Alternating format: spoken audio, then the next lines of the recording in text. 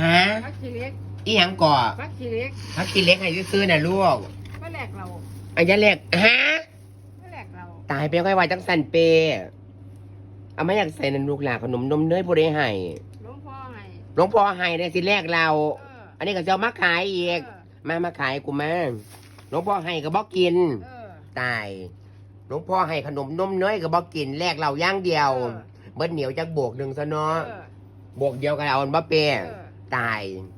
ใส่เฮ็ดทาสั้นใส่นั่นด้วยเฮ็ดทาสั้นๆดูลูกสั้นใส่เหล่าดูลูกลา